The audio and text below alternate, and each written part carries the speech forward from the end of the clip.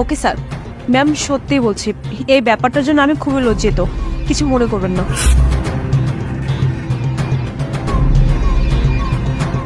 তুই আমার থেকে সরা বস।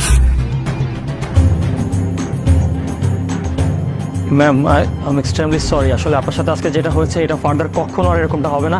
আর আপনার ফোন যে নিয়েছে আমি তাকে আজকে রেস্টুরেন্ট থেকে বের করে দিব। মোবাইলটা যেহেতু ওই ছেলের পকেটে পাওয়া গেছে, তার মানে তো চোর ওই, তাই না? চুরিটা ওই করেছে। ম্যাডাম বুঝতে পেরেছি আপনার কথাটা, আমাকে একটু টাইম দিন, আমি ওখানে গিয়ে বিষয়টা সলভ করে দিচ্ছি। আর আপনার সাথে কখনো এরকমটা হবে না। আর আপনার জন্য আমি আমাদের রেস্টুরেন্টের বেস্ট খাবারটা অর্ডার করে দিচ্ছি। হ্যাঁ, আমার আর আপনার রেস্টুরেন্টে কোনো কিছু খাওয়ার ইচ্ছা নেই, আর কোনো কিছু খাওয়ার মতন এখন আমার মুডও নেই। ম্যাম ম্যাম প্লিজ আমার